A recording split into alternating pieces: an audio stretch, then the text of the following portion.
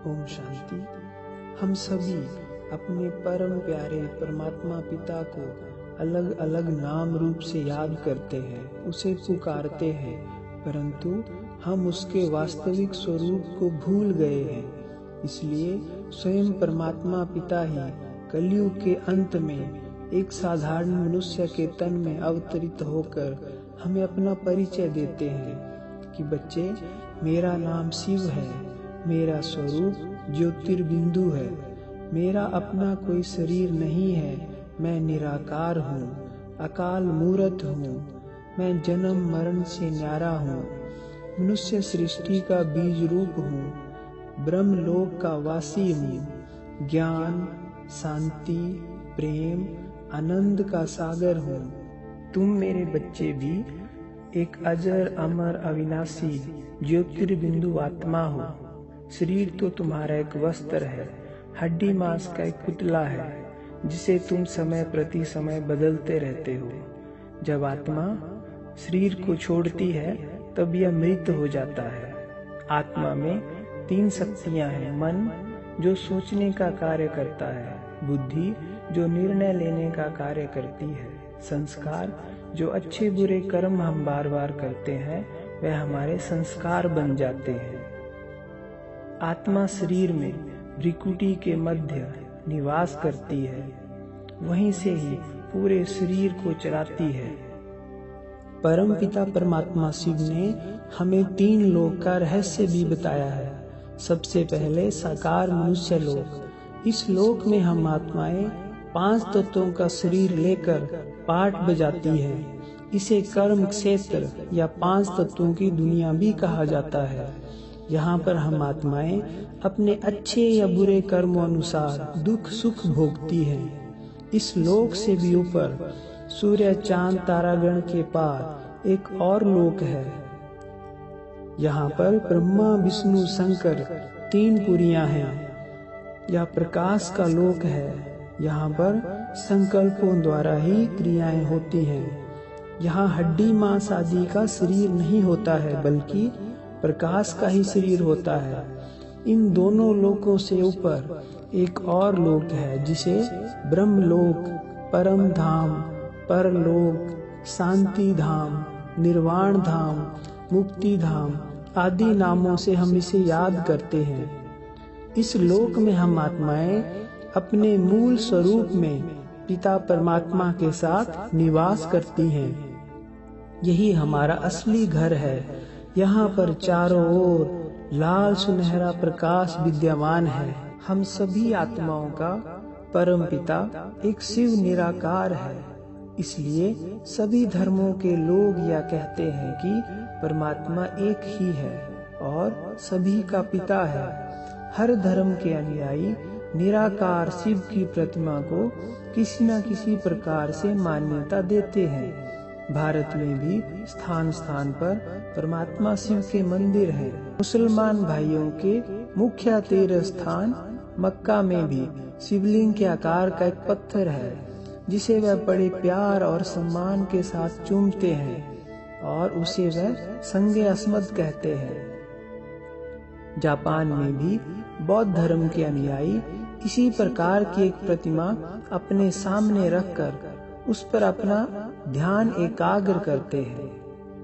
ईसाई धर्म के संस्थापक जीसस क्राइस्ट और सिख धर्म के संस्थापक नानक जी ने भी परमात्मा को एक निराकार ज्योति ही माना है और खुद को हमेशा उनका बच्चा ही बताया है। कल्प के अंत में 3 देवताओं की रचना करने वाले भी परमात्मा शिव हैं। परमात्मा शिव कलयुग के अंत में एक साधारण मनुष्य के तन में अवतरित होते हैं, जिनका नाम वे प्रजापिता ब्रह्मा रखते हैं। उनके द्वारा परमात्मा शिव नई दैवी दुनिया की स्थापना का कार्य करते हैं। फिर विष्णु द्वारा उस नई सतयुगी दैवी दुनिया की पालना का कार्य कराते हैं और शंकर द्वारा पुरानी पतित भ्रष्टाचारी दुनिया का विनाश करते हैं। कई मनुष्य आत्माएं शिव और शंकर को एक ही समझते हैं, लेकिन इनमें महान अंतर है। परमात्मा शिव का गायन हम शिव परमात्माए नमः कहकर करते हैं, इसलिए यह परमात्मा है। इनका निवास स्थान परम धाम में है और यह सबका कल्याण करने वाले हैं, कल्याणकारी हैं। इनका स्वरूप निराकार ज्योति बिंदु है। जबकि शंकर जी का गायन हम शंकर देवताए नमः कहकर करते हैं, इसलिए यह देवता है। यह सूक्ष्म लोक के निवासी हैं। इनका कार्य पतित पुरानी दुनिया का विनाश करना है। इनका स्वरूप भी शारीरिक आकार का है। शंकर जी को सदैव ध्यान में दिखाते हैं और उनके आगे शिवलिंग रखा होता है। परमपिता परमात्मा शिव ने हमें कई ज्ञान के सुंदर रहस्य बताए हैं, जिसमें यह भी एक है कि मनुष्य आत्मा किसी भी पशु पक्षी या अन्य योनियों में जन्म नहीं लेती है, बल्कि मनुष्य योनि में ही नर या नारी के रूप में जन्म लेती है। क्योंकि मनुष्य आत्मा और अन्य योनि की आत्माओं की मन बुद्धि में महान अंतर है। जिस प्रकार आम के बीज से आम का ही वृक्ष निकलता है, केले के बीज से केले का ही वृक्ष निकलता है, ना कि खजूर का। इसी प्रकार मनुष्य आत्मा भी मनुष्य योनि में ही जन्म लेती है। यह सृष्टि चक्र प्रकृति और पुरुष का सुंदर और अनादि खेल है। यह अनादि सृष्टि नाटक अनादि काल से हर 5000 वर्ष के बाद हूबहू रिपीट होता ही रहता है। इसमें हर एक आत्मा एक निश्चित समय पर अपना अनादि पाठ बजाने के लिए परम धाम से आती है और सतो रजो तमो अवस्थाओं से गुजरती है।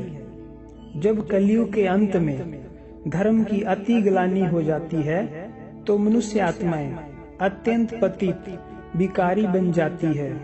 तब इस सृष्टि नाटक में क्रिएटर और डायरेक्टर स्वयं परम पिता शिव प्रजापिता ब्रह्मा के तन में अवतरित होते हैं और अलौकिक माता पिता के रूप में मनुष्य आत्माओं को मिलते हैं।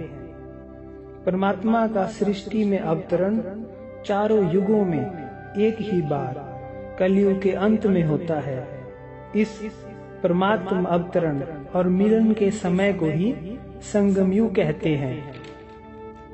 इसी समय पर परमात्मा शिव मनुष्य आत्माओं को मुक्ति और जीवन मुक्ति का ईश्वरीय जन्मसिद्ध अधिकार देते हैं और नई सृष्टि की स्थापना पुरानी पतित भ्रष्टाचारी दुनिया का विनाश करते हैं। अपनी संपूर्ण स्थिति को प्राप्त करने के लिए, विषय विकारों से मुक्त होने के लिए, शांत सुखमयी और खुशहाल जीवन के लिए मनुष्य को इस समय राजयोग के निरंतर अभ्यास करने की जरूरत है। राजयोग बहुत ही सहज है। देह सहित देह के सर्व संबंधों को भूल अपने वास्तविक आत्म स्वरूप में स्थित होकर बुद्धि से ज्योतिर्बिंदु परमात्मा शिव को स्नेह से याद करना ही राजयोग है।